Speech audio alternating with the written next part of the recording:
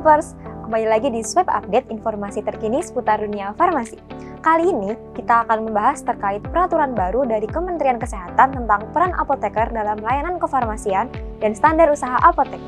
Pedoman ini merupakan perubahan dari Peraturan Nomor 14 Tahun 2021 dan berlaku mulai tahun 2024, serta yang lagi ramai dibahas nih, yaitu apotek plasma. Yuk kita cek update-nya bersama di Swipe Update berikut ini. Swipers, berdasarkan Permenkes Nomor 17 Tahun 2024, tenaga kefarmasian di apotek minimal harus mencakup apoteker penanggung jawab, direktur untuk pelaku usaha non-perseorangan, serta apoteker lain atau tenaga teknis kefarmasian. Untuk apotek yang beroperasi 24 jam, ketentuan mewajibkan adanya minimal 2 orang apoteker. Hal ini penting karena apoteker tidak hanya berperan secara administratif, tetapi juga memastikan mutu pelayanan kefarmasian, pengelolaan obat, serta keselamatan pasien.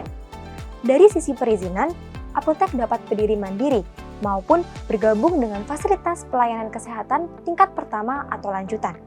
Masa berlaku izin apotek mengikuti surat izin praktik atau SIP apoteker penanggung jawab dengan jangka waktu maksimal 5 tahun. Nah, Swipers, selain itu, pemerintah juga memperkenalkan kebijakan apotek plasma, yaitu apotek berskala kecil yang ditujukan untuk memperluas akses layanan kefarmasian, terutama di wilayah pedesaan. Namun, kebijakan ini menuai sorotan. Pasalnya, apotek plasma tidak mewajibkan keberadaan apoteker di lokasi, melainkan hanya dikelola oleh tenaga vokasi farmasi. Kondisi ini dianggap menyimpang dari ketentuan Permenkes sebelumnya, yang menegaskan peran apoteker sebagai penanggung jawab utama dalam pelayanan kefarmasian.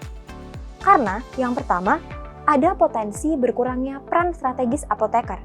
Tanpa adanya pengawasan langsung di apotek, dikhawatirkan pengendalian penggunaan obat dan tanggung jawab profesional bisa kurang optimal, sehingga pada akhirnya dapat berpengaruh pada kepercayaan masyarakat terhadap profesi apoteker. Yang kedua, standar mutu pelayanan kefarmasian dapat menurun. Kehadiran apoteker penting untuk memastikan konseling pasien berjalan secara maksimal. Jika hanya mengandalkan supervisi jarak jauh saja, dikhawatirkan fungsi strategis apoteker dalam menjamin penggunaan obat rasional tidak dapat tercapai sepenuhnya. Yang ketiga, aspek keamanan pasien bisa terpengaruh. Tanpa adanya pendampingan langsung dari apoteker, potensi terjadinya kesalahan penggunaan obat atau interaksi obat bisa lebih tinggi. Selanjutnya, yang keempat, keberadaan apoteker secara langsung juga penting sebagai pihak yang bertanggung jawab atas mutu pelayanan kefarmasian. Tanpa hal ini, ada kemungkinan muncul celah yang bisa dimanfaatkan pihak-pihak tertentu yang kurang memperhatikan etika profesi maupun standar pelayanan kefarmasian. Jadi, meskipun konsep apotek model baru ini menawarkan banyak peluang, tetap ada tantangan regulasi yang harus diperhatikan. Hadirnya apotek plasma akan meningkatkan peran tenaga teknis kefarmasian dalam pelayanan farmasi. Tetapi, peran strategis apoteker sebagai penanggung jawab apotek akan hilang. Ketika satu apoteker membawahi 5 apotek sekaligus, tentunya efektivitas dan mutu pelayanan kefarmasian akan berkurang.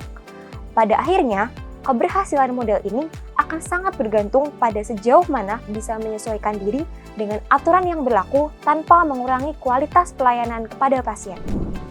Info penting untuk para farmasis. Sekarang, kamu bisa meningkatkan keahlian dan pengetahuan melalui webinar dan microlearning ber-SKP Kemenkes secara gratis. Untuk tahu info lebih lanjut, segera download aplikasi SwipeRx di Google Play Store atau App Store di HP kamu. Dan jadilah yang pertama untuk tahu tentang semua kesempatan ini. Sampai di sini dulu ya Swipers untuk episode kali ini. Jangan lupa untuk like, subscribe, dan share video ini ke rekan sejawat farmasi yang kamu kenal. Sama, nyalain juga lonceng notification-nya supaya bisa dapat notifikasi konten-konten kefarmasian terbaru dari SwipeRx Indonesia. Swipe RX.